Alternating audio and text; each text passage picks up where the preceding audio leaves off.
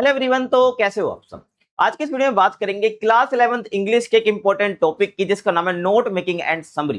तो आपके एग्जाम में 8 मार्क्स का आता है और अगर आपको ये 8 मार्क्स स्कोर करने हैं ना, तो आपको लेटेस्ट फॉर्मेट के बारे में जरूर पता होना चाहिए नोट मेकिंग के, ताकि आपके मार्क्स ना कटे। ठीक है, और आपको नोट मेकिंग अच्छे से समझ आ जाए ना, तो मैं आपको एग्जाम्पल भी कराऊंगा इस वीडियो के अंदर। तो करना क्या है, आपको इस वीडियो को शुरू से लेकर एंड तक देखना है, ताकि कोई भी डाउट आपका इस टॉपिक के अंदर ना रहे। आगे बात करें, अगर आपको फ्री पीडीएफ नोट्स चाहिए तो टेलीग्राम पर मिल जाएंगे, जिसका नाम है क्लास 11th ईएसपी, तो आप ज्वाइन कर सकते हैं। अब बात करते हैं अपने टॉपिक की, जो कि अपना है नोट मेकिंग। अब नोट मेकिंग आपके लिए कोई नया चीज नहीं है। आप जो है डिफरेंट चैप्टर्स पढ़ते हैं और हर चैप्टर्स को अपनी लैंग्वेज में लिखते हैं, ताकि एग्जाम टाइम पे आप उसको रिवाइज कर सकें। सीधी सी बात है। तो वही क्या नोट मेकिंग है। तो नोट मेकिंग मैं कह सकता हूं कि एक लॉन्ग पैसेज को शॉर्ट क्लियर एक ऑर्गेनाइज्ड पॉइंट्स में लिखने को हम क्या कहते हैं, नोट मेकिंग कहते हैं। और ये अपनी डेली लाइफ में करते हो। तो इंग्लिश में भी क्या होता है, एग्जाम के अंदर आपको एक 4 से 5 पैराग्राफ का एक पैसेज मिल जाएगा। उसको क्या करना है, आपको छोटे छोटे टुकड़ों में तोड़ना है, अपनी लैंग्वेज में लिखना है और सेंटेंस को छोटे करने हैं आपको। ठीक है, अगर एक सेंटेंस इतना बड़ा है तो आपको इतना करना है। तो यही क्या है, नोट मेकिंग है। कि भाई जितना भी इस पैसेज में बताया गया है, जिस टॉपिक के बारे में बताया गया है, उसको क्या करना है, आपको पूरे आइडिया को इतने से इतना कर देना है। समझ आया आपको। तो मैं कह सकता हूं कि नोट मेकिंग के अंदर ना पूरे पैसेज को कॉपी नहीं करते हैं, बल्कि हम क्या करते हैं, हम मेन आइडियाज को सिलेक्ट करते हैं, इंपॉर्टेंट फैक्ट्स को सिलेक्ट करते हैं और सपोर्टिंग पॉइंट्स लिखते हैं। उसी से हमारे क्या होता है, नोट्स कंप्लीट हो जाते हैं। समझ रहे हो आप। अब आगे देखो भाई, अब नोट मेकिंग के फॉर्मेट की बात मैं कर लेता हूं, क्योंकि नोट मेकिंग आपको समझ आ गया है क्या।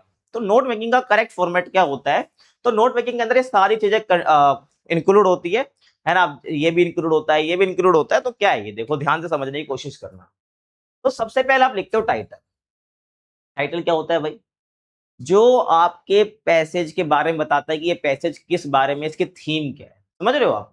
तो right a short and suitable title based on the central idea of the passage, यानी कि आपके पैसेज का सेंट्रल आइडिया क्या है, उस पर बेस्ड आपको टाइटल लिखना होता है। छोटा सा, ये नहीं कि आप कितना बड़ा क्या लिख रहे हो भाई, टाइटल लिख रहे हो। आपके 3 से 4 वर्ड या मिनिमम 3 वर्ड से आपका टाइटल खत्म हो जाना चाहिए। ठीक है, ये ध्यान रखना है। और एग्जाम्पल के लिए देखो, इंपॉर्टेंस ऑफ ट्रीज, तो उसमें कितने वर्ड हैं, 3 वर्ड्स हैं ओनली। तो ये आपका क्या हो जाएगा भाई, टाइटल हो जाएगा। समझ आ गया आपको। तो मैं कह सकता हूँ कि जो पैसेज है उसका जो सेंट्रल आइडिया होता है, वही क्या होता है, सुटेबल टाइटल होता है। ठीक है, आप टाइटल कुछ भी नहीं लिख सकते हो। टाइटल बेसिकली उसी पर बेस्ड होना चाहिए कि उसको पढ़ते ही ये समझ आ जाए कि भाई किस बारे में आपका पैसेज है। समझ रहे हो आप। तो सेंट्रल आइडिया से ही पता चलता है। अब दूसरी चीज, अब आ जाती है नोट्स बनाने की। ठीक है, जो कि फॉर्मेट का दूसरा पार्ट है। अब नोट्स बनाते कैसे हैं, बच्चा यही मिस्टेक करता है, आपको यही मिस्टेक नहीं करनी है। अब देखो, नोट्स जब बनाओगे ना, आप क्या करते हो भाई, जैसे आप डेली लाइफ में आप चैप्टर पढ़ते हो, तो उसकी जो हेडिंग दे रखी होती है उसको लिखते हो, और उस हेडिंग के अंदर जो जो बातें होती हैं उसको अपनी लैंग्वेज में लिखते हो। आपको इंग्लिश में जब नोट मेकिंग आएगी, आपको ऐसे ही करना है। तो जिस भी टॉपिक पर आपको पैसेज दे रखा है, उसको पढ़ो ध्यान से, समझो किस बारे में है। अब देखो उसके अंदर कितनी हेडिंग्स बन सकती है। कोशिश करना कि जो पूरा पैसेज है मिनिमम 4 हेडिंग में निपटा दो। जो पूरा पैसेज है उसको 4 हेडिंग में निपटा दो। आप उससे ज्यादा एक्सीड मत करना, आपका टाइम जाएगा। तो 4 हेडिंग में कवर अप करने की कोशिश उसको करना है आपको। तो आप जब उस पैसेज को पढ़ रहे हो ना, तो देखना कि पहली हेडिंग आप क्या बना सकते हो। मैं एग्जांपल के साथ कराऊंगा अभी आपको। ठीक है, आपको करना कैसे, अगर आपने पहली हेडिंग बनाई, जब पहली हेडिंग बनाओगे ना, उसको दे देना 1 ऐसे करके, क्या 1। आपने 1 लिखा, मेन हेडिंग यहाँ पर डाल देना XYZ, जो भी पैसेज के अकॉर्डिंग होगी। जब आप इस हेडिंग के सपोर्ट में जो डिटेल्स लिखोगे ना, इनको क्या बोलते हैं भाई, फर्स्ट सब पॉइंट, सेकंड सब पॉइंट, थर्ड सब पॉइंट, और एक्स्ट्रा है तो फोर्थ सब पॉइंट। ठीक है, ये ध्यान रखना है। तो ये मेन हेडिंग, देन इसकी सपोर्टिंग डिटेल्स, जिनको हम सब पॉइंट कहते हैं। ठीक है, आप समझ आ गया। अब देखो, जब आप यहाँ पर 1 लिख रहे हो ना, जब आप यहाँ पर क्या कर रहे हो, 1 लिख रहे हो, तो जब इसकी सपोर्टिंग डिटेल्स आप लिखोगे ना, तो 1.1 करके लिखोगे। फिर अगली जो लिखोगे 1.2, देन अगला 1.3, ऐसे 1.4, 1.5। ये मत कर देना कि यहाँ पर आप मेन हेडिंग करके लिख तो रहे हो और 1 ऐसे मार्क कर रहे हो, देन आप जब इसकी डिटेल्स लिख रहे हो तो ऐसे 2 करके लिख दे रहे हो, फिर 3 करके लिख दे रहे हो। अच्छा नहीं लगता और गलत हो जाता है ये। ठीक है, ध्यान रखना है। इतना क्लियर है भाई आपको। ऐसे जब सेकंड हेडिंग लिखोगे आप उसी पैसे से रिलेटेड, तो आप क्या करोगे भाई, सेकंड हेडिंग लिखोगे ऐसे 2 मार्क करके, देन 2.1, 2.2, 2.3। यही 2.1 या 2.2 या 2.3 शो करता है कि जितनी भी डिटेल्स ये है ये इसी हेडिंग से रिलेटेड, ठीक है, इसी हेडिंग के बारे में बता रखा है। क्लियर है? अब आगे आ जाओ भाई। उसके बाद मैं आपको 3 हेडिंग्स एग्जांपल समझा रहा हूं, ठीक है, आप और ज्यादा भी कर सकते हो, ठीक है, ध्यान रखना है। अब आगे देखो भाई, अब तीसरी मेन हेडिंग तो ऐसे 3 मार्क करोगे आप, देन उसकी जो सपोर्टिंग डिटेल्स है आप 3.1, 3.2 एंड 3.3, 3.4 एंड सो ऑन।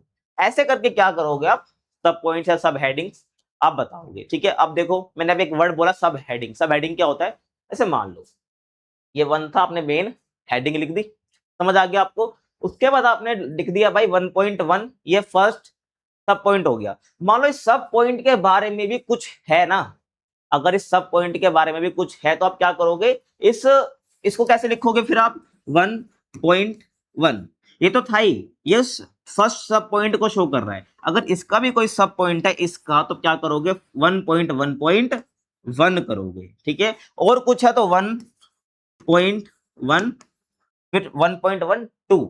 ये क्या शो करता है कि भाई जितनी भी आप ये बातें बता रहे हो ये इसी से रिलेटेड है, ठीक है। ये ध्यान रखना है, बाकी अपना ऐसे 1.2 1.3 कंटिन्यू करना है। मतलब कि अगर आपको सब पॉइंट के अंदर भी कुछ डिटेल्स इंक्लूड करनी है, देन आप उसको भी कैसे करोगे, नंबरिंग करके करोगे, 1.1.1, 1.1.2 ऐसे करके क्या करो, कंटिन्यू करो अगर नीड होती है तो। अदरवाइज अधिकतर देखा गया है कि मेन हेडिंग लिखते हैं देन उसके सब पॉइंट्स लिख देंगे, तुम्हारा काम हो जाता है, ठीक है। ये केस होता है, अगर आपको जरूरत पड़ रही है तो बना सकते हो। नेक्स्ट हम बात करते हैं यूज ऑफ एब्रीविएशन, जो कि सबसे इंपॉर्टेंट है नोट मेकिंग के अंदर। अब एब्रीविएशन का मतलब क्या होता है, किसी भी वर्ड की शॉर्ट फॉर्म लिखना। जैसे एग्जांपल को हम EX लिख देते हैं, है ना, EGB लिख देते हैं, एटसेट्रा को ETC लिख देते हैं, तो ये क्या होते हैं, एब्रीविएशंस होती हैं। तो इनको हमें यूज करना होता है नोट मेकिंग के अंदर, ताकि आपको जो बड़ा सा सेंटेंस है वो छोटा लगे और पूरी मीनिंग भी कन्वे करे वो छोटा सा सेंटेंस जो आपने बनाया है, ठीक है। जैसे कि अभी अब एब्रीविएशंस आप बनाओगे कैसे, देखो capitalized first letter of words, यानी जो भी वर्ड्स दे रखे हैं आपको सेंटेंस के अंदर, उसको क्या कर दो भाई, हर वर्ड्स के फर्स्ट लेटर को कैपिटलाइज कर दो। जैसे कि यूएनओ है, यूएनओ का मतलब क्या होता है, यूनाइटेड नेशंस ऑर्गेनाइजेशन, तो यूनाइटेड का मैंने यू लिया, है ना, नेशंस का एन लिया और ऑर्गेनाइजेशन का ओ लिया। ऐसे सीबीएसई में central board of secondary education, तो सेंट्रल का मैंने सी लिया, बोर्ड का बी लिया, सेकेंडरी का एस एंड एजुकेशन का ए लिया। तो मैंने क्या करा भाई, एब्रीविएशन बना ली, फर्स्ट लेटर का यूज करके उसको कैपिटल कर दिया, ऐसे एनसीईआरटी का होगा एटसेट्रा। समझ आया आपको? तो ऐसे आप एब्रीविएशंस बना सकते हो और यूज कर सकते हो नोट मेकिंग बनाते वक्त। उसके बाद आप अर्थमेटिक सिंबल्स का यूज कर सकते हो। अर्थमेटिक सिंबल्स मतलब कि ग्रेटर देन, लेसर देन, अगर आपको एक वर्ड दे रखा है पैसेज के अंदर ग्रेटर देन लिख रखा है, तो ग्रेटर देन मत लिखो ना आप, तो ग्रेटर देन की जगह आप ये वाला साइन यूज कर लो। लेसर देन करना तो आप ये साइन यूज कर लो। इंक्रीज का साइन दिखाना है तो अगर इंक्रीज शो करना चाहते हो तो एरो दिखा दो ऊपर की साइड, डिक्रीज दिखाना चाहते हो तो ऐसे नीचे साइड एरो लगा दो, है ना। कोई किलोग्राम दिखाना चाहते हो तो किलोग्राम मत लिखो, केजी लिख दो। ऐसे किलोमीटर मत लिखो, केएम लिख दो, सीएम लिख दो, सेंटीमीटर, है ना। परसेंटेज ना लिख के ये परसेंटेज का साइन बना दो, सिंपल। इसे बोलते हैं अर्थमेटिक सिंबल्स, आप यूज कर सकते हैं। उसके बाद कॉमनली यूज्ड भी होते हैं न्यूज़पेपर और मैगजीन के अंदर, आप उनको डायरेक्ट यूज कर सकते हो। जैसे कि देखो गवर्नमेंट को हम GOVT और डॉट लगा देते हैं लास्ट में, ऐसे एटसेट्रा, EG एन एग्जांपल, तो ऐसे आप यूज कर सकते हो जो कि कॉमनली यूज होते हैं और आप करते आए हो और आपको पता भी नहीं है, है ना। उसके बाद आप खुद से इन्वेंट भी कर सकते हो एब्रीविएशन, है, इन्वेंट कर सकते हैं, हाँ भाई इन्वेंट भी कर सकते हो। कैसे, first and last few letters of the word with a dot at the end, मतलब कि जो भी एक वर्ड है ना उसके स्टार्टिंग के कुछ लेटर्स ले लिया या लास्ट के कुछ फ्यू लेटर्स ले लिया आपने, उससे आपने ये कर दिया, खुद से इन्वेंट कर दिया, है ना, एब्रीविएशन। बट क्या करना होता है भाई, जो भी आप एब्रीविएशन यूज कर रहे हो ना, जब आपकी नोट मेकिंग पूरी हो जाती है तो लास्ट में आपको बताना होता है कि आपने किस वर्ड को किस से शो करा है, किस एब्रीविएशन से शो करा है। समझ आ गया? अब कुछ एग्जांपल देखो, जैसे कि एजुकेशन है तो EDU कर दिया, एन लगा दिया लास्ट का, एजुकेशन में जो लास्ट में एन आता है ना तो वो कर दिया हमने और डॉट लगा दिए। ऐसे पॉल्यूशन को हमने POLN लिख दिया, ऐसे ही पॉपुलेशन को POP स्टार्टिंग में आ जाता है, और पॉपुलेशन, है ना, लास्ट में एन आता है तो हमने एन लास्ट का लगा दिया, है ना, और डॉट लगा दिया यहाँ पर भाई। ऐसे मैन्युफैक्चरिंग तो हमने MFG बना दिया। तो कहने का मतलब है हमें क्या करना है, ऐसे खुद से भी इन्वेंट हम कर सकते हैं। समझ आ गया? यूज ऑफ एब्रीविएशन से क्या होता है, हमारे नोट्स और शॉर्ट हो जाते हैं, है ना, छोटे से लेटर के अंदर बहुत बड़ी बात आ जाती है, इसलिए क्या है हमारे जो नोट्स हैं वो छोटे बनते हैं, और यही क्या एग्जामिनर को चाहिए। समझ आ गया? या और आगे देखो भाई, use short words and phrases not complete sentences, है ना, बता भी चुका हूं कि आपको कंप्लीट सेंटेंस यूज नहीं करने हैं, बल्कि आपको शॉर्ट वर्ड्स यूज करने हैं और फ्रेजेस यूज करने हैं, है ना, क्योंकि फ्रेजेस क्या होते हैं, कम शब्दों में ज्यादा बात कह देते हैं। जैसे देखो आपके सामने एग्जाम्पल है, अब एक एग्जाम्पल क्या है, trees give us oxygen and reduce pollution, है ना। अब नोट्स बनाते हो तो मैं इस लाइन को लिखूंगा नहीं, लिखूंगा भाई, मैं इसकी जगह मैं क्या लिखूंगा, ये लिखूंगा, इसके मुझे नोट्स बनाने तो मैं लिखूंगा ये 1 लिख के ट्रीज लिखूंगा, उसके बाद प्रोवाइड ऑक्सीजन 1.1 डाल के 1.2 डाल के रिड्यूस पोल्यूशन। देखो भाई कितना बढ़िया कर दिया मैंने। इसको आपको ऐसे करना है। ऐसे एक और एग्जांपल आप देखो, एग्जांपल 2 लिखोगे, exercise keeps us fit and reduce stress. अब इसको आप ऐसे कर दो भाई, एक्सरसाइज लिख के ऊपर सेकंड हेडिंग डाल के 2.1 करो, फिजिकल फिटनेस मिलती है इससे हमें ना, स्ट्रेस थोड़ा कम होता है 2.2 कर कैसे लिख दो। तो कहने का मतलब क्या है, आपको टुकड़े करने हैं सेंटेंस के या पैसेज के, समझ रहे हो आप, जिससे क्या है नोट, जो नोट्स आप बनाओ काफी क्लियर लगे, शॉर्ट लगे, ऑर्गेनाइज्ड लगे, है ना। समझ आ गया आपको? अब बात आती है भाई समरी की। समरी क्या होती है? ठीक है, देखो आप जब नोट्स बनाते हो एक अलग पार्ट है जो कि 5 मार्क्स आपके केवल नोट्स बनाने के होते हैं, और समरी के 3 मार्क्स आपके होते हैं। समरी के कितने होते हैं? 3 मार्क्स आपके होते हैं। तो 3 मार्क्स कैसे मिलेंगे जब समरी आप लिखोगे। तो समरी होती क्या, ध्यान से सुनना भाई। A summary is a short paragraph that presents the main ideas of the passage in a clear and connected form. ये नहीं कि आपने 2 लाइन ऊपर की लिख दी, पहले पैसेज की लिख दी, 2 लाइन आपने लास्ट के पैसेज की लिख दी, वही होगी समरी। ऐसा नहीं होता है, आपको सेंट्रल आइडिया बताना होता है या मेन आइडियाज बताने होते हैं समरी के अंदर। ठीक है, मतलब कि जो 4 पैराग्राफ है मान लीजिए, तो 4 पैराग्राफ की जो मेन मेन बातें हैं वो समरी के अंदर इंक्लूड होनी चाहिए, तभी आपकी एक समरी अच्छी समरी मानी जाएगी। समझ आ गया आपको? तो मैं कह सकता हूँ कि इंपॉर्टेंट रूल्स क्या होते हैं समरी के। तो समरी हमेशा पैराग्राफ फॉर्म में लिखी जाती है, जैसे नोट्स हम बनाते हैं ना, ऐसे नहीं चलेगा, ऐसे नहीं चलेगा। ठीक है, समरी ऐसे नहीं होती, बल्कि पैराग्राफ फॉर्म में ही होती है वो। कितने वर्ड्स में होती है भाई? 50 वर्ड्स में होती है। कितने में? 50 वर्ड्स में आपको अपनी समरी पूरी करनी होती है। आगे देखिए, इंक्लूड ओनली मेन पॉइंट्स, मतलब पैराग्राफ फॉर्म में तो लिखोगे आप, बस मेन पॉइंट्स उसके अंदर आने चाहिए। और कंप्लीट सेंटेंस का यूज करना है आपको, शॉर्ट सेंटेंस से काम नहीं चलेगा। Avoid unnecessary examples and details. ठीक है, यहाँ पे कोई एक्स्ट्रा फैक्ट्स या अननेसेसरी डिटेल्स अपने को नहीं चाहिए। और सेम इन्फॉर्मेशन को बार बार रिपीट मत कीजिए, है ना, अपने खुद के आइडियाज यहाँ पर मत डालिए। समझिए आप? ठीक है, वरना और बड़ी समरी हो जाएगी। समरी ज्यादा बड़ी नहीं होती है, 4 5 6 लाइन में आपके जो है पूरे पैसेज को कन्वे करना आपको आना चाहिए। Use simple clear and concise language, तो आपको आसान लैंग्वेज यूज करनी है, क्लियर लैंग्वेज यूज करनी है। और keep the original meaning of the passage, मतलब कि आपकी समरी जो है ना, कहीं वो अलग ही मीनिंग ना दे रही हो आपके पैसेज से, यानी जो मीनिंग पैसेज की है वही मीनिंग आपकी समरी की रहनी चाहिए। समझ आ गया आपको? ये ध्यान रखना है। अब हम बात करेंगे एग्जाम्पल की, और कैसे आपको नोट्स बनाने हैं उसकी। ठीक है, देखो ये आपके सामने क्या है, पैसेज है, 4 पैराग्राफ है टोटल, और देन यहाँ पर हमने क्या है, पूरा इसको आंसर भी करके दिखाया है आपको, ताकि आपको अच्छे से समझ आए। ठीक है, देखो भाई, जो ये अपना पैसेज है किसके ऊपर है? रीडिंग के ऊपर है ना। तो इसको हम पढ़ते हैं, है ना, फिर हम इसको कैसे बनाएंगे उसको हम देखेंगे। जैसे कि देखो, reading is one of the most useful habits a students can develop. It not only provides information but also improves language, imagination, thinking ability. Students who read regularly are exposed to new ideas, different cultures and a wide range of experiences. तो क्या क्या बोला है, जो reading है ना, एक ऐसी हैबिट है ना जो कि स्टूडेंट के लिए काफी जरूरी होती है ना, बहुत यूजफुल होती है, बल्कि केवल हमें इंफॉर्मेशन नहीं देती है, बल्कि क्या करते हैं भाई, हमारी जो थिंकिंग होती है, हमारी जो इमेजिनेशन होती है, जो हमारी लैंग्वेज होती है, वो इंप्रूव होती है ज्यादा। समझ रहे हो आप? और जब हम स्टूडेंट्स जो होते हैं वो रेगुलरली क्या कर रहे होते हैं भाई, रीड कर रहे होते हैं ना, उनके मन में नए नए आइडिया आ रहे होते हैं, और डिफरेंट कल्चर्स के बारे में वो समझ पाते हैं, पढ़ते हैं इसलिए, है ना, और वाइड रेंज ऑफ एक्सपीरियंस को वो गेन कर पाते हैं थ्रू रीडिंग। आगे देखिए, reading books, newspapers and magazines also helps them understand the world better and increase their general knowledge, है ना, वो वर्ल्ड को और बेटर समझ पाते हैं, और उनकी जो जनरल नॉलेज है वो इंक्रीज होती है। ठीक है, समझ आ रहा है आपको? आगे देखिए, regular reading plays an important role improving language skill, मतलब अगर हम रेगुलर बेसिस पर रीडिंग करते हैं तो क्या होता है भाई, जो हमारी लैंग्वेज स्किल्स होती है वो अच्छी होती है।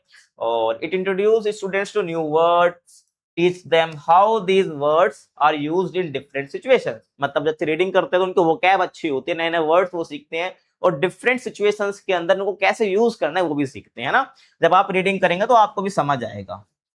आगे देखिए, it also improves grammar, spelling and sentence formation. जब बच्चा रीड करता है ना तो वो देखता है कि सेंटेंस कैसे बन रहा है ना, यहाँ पे कौन कौन से ग्रामर के रूल्स यूज हुए, तो उसकी ग्रामर स्पेलिंग सब अच्छी हो जाती है।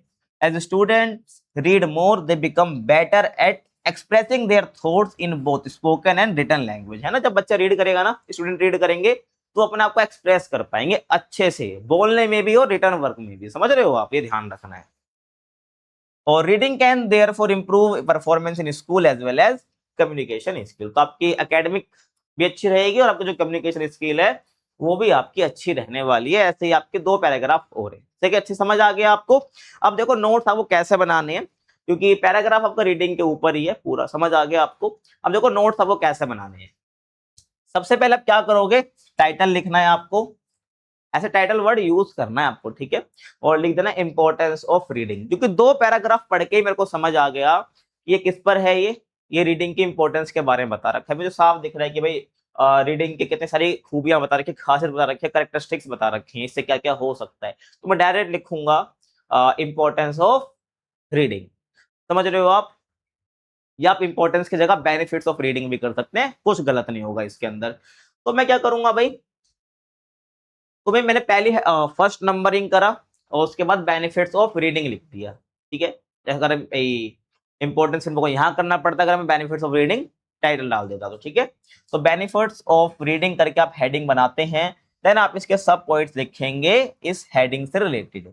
तो 1.1 लिखूंगा तो ये क्या है, सोर्स ऑफ इन्फो है। अब देखो यहाँ पर मैंने INFO कर दिया है ना, मैंने इंफॉर्मेशन पूरा नहीं लिखा। तो अब INFO मैंने लिख दिया ना, तो लास्ट टाइम मेरे को बताना पड़ेगा कि मैंने ये इन्फो का मतलब यहाँ पर इंफॉर्मेशन से है ना। ये ध्यान रखना है आपको, कैसे बताना होता है देख लो एक बार। कुछ इस प्रकार से आपको लास्ट में ये की टू एब्रीविएशन लिख के और बॉक्स बनाना होता है, उसके अंदर मेंशन करना होता है जो भी आपने शॉर्ट फॉर्म यूज करी होती है। और वापस चलते हैं, तो benefits of reading, then source of info 1.2 लिख के इंप्रूव्स लैंग्वेज एंड इमेजिनेशन। तो लैंग्वेज मैंने पूरा ना लिख के LANG लिख दिया, डॉट लगा दिया, ये मेरी एब्रीविएशन है ना। एंड, और अब मैंने देखो कौन सा छोटा वाला S यूज करा, ये वाला, जिसका मतलब होता है एंड। तो एंड आप लिख सकते थे, बट यहाँ पर ये लिखा है, इससे क्या होता है कि और छोटा बनता है आपका सेंटेंस, है ना। और imagination develops thinking ability, knowledge of new ideas and culture, ये सब हमने पीछे पढ़ा है ना, तो वही बात यहाँ पे लिखी है। अब इसको हमने बड़े बड़े सेंटेंस में नहीं करा, हमने छोटे छोटे टुकड़ों में तोड़ रखा है। एंड बेटर जनरल नॉलेज, है ना, हमारी जो जनरल नॉलेज है वो बेटर हो जाती है। तो ये पहली हेडिंग, देन उसके ये पॉइंट्स हो गए। अब देखो 1.5 यानी मैंने 5 सब पॉइंट्स बताए।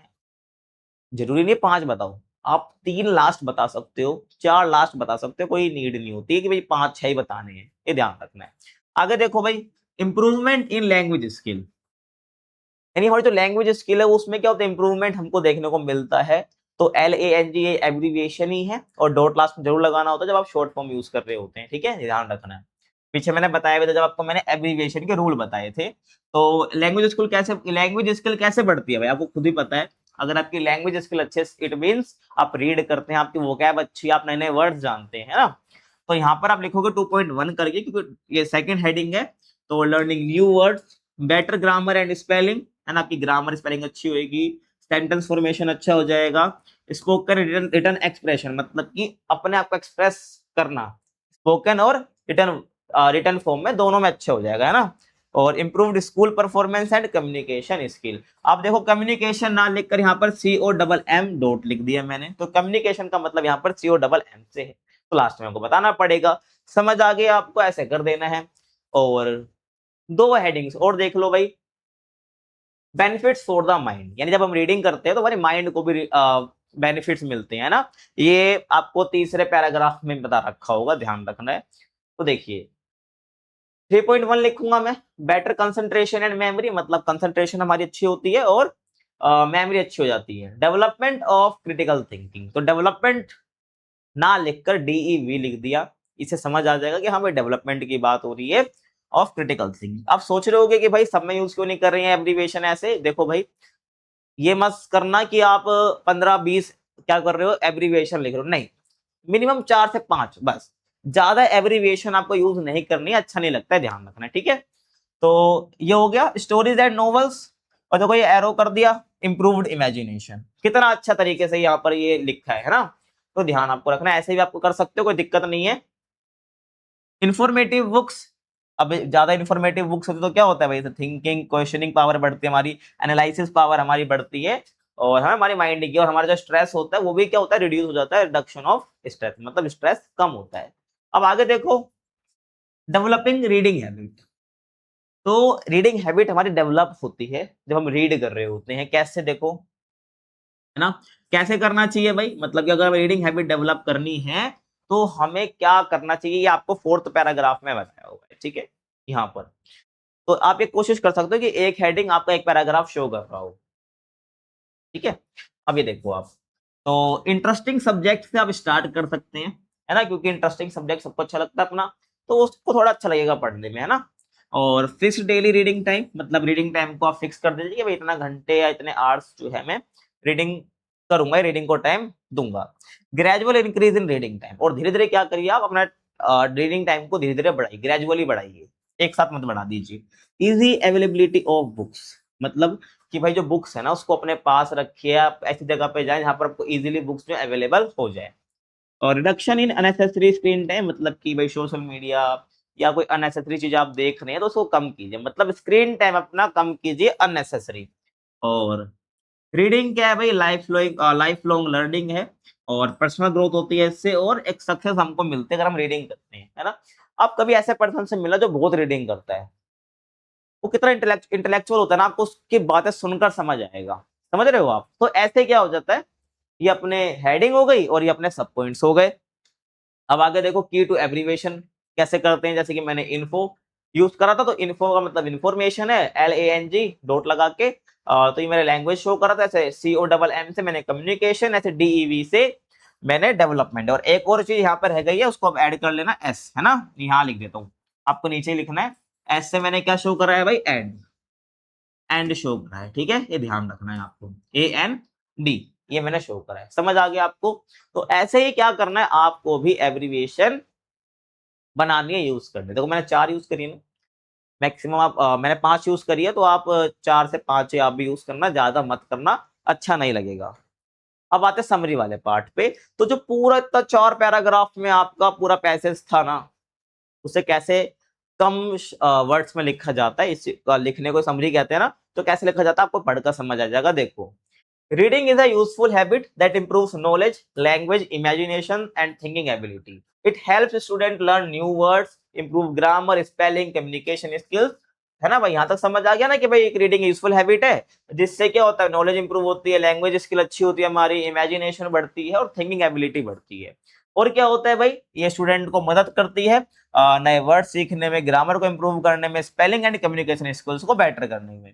Reading also develops concentration, memory and critical thinking while reducing stress. ये 3rd पैराग्राफ था पूरा, देखो मुश्किल से 1-2 लाइन में खत्म हो गया है ना, ये ध्यान रखना है आपको। Students can build a good reading habit by reading interesting books regularly, fixing daily time and reducing unnecessary screen time.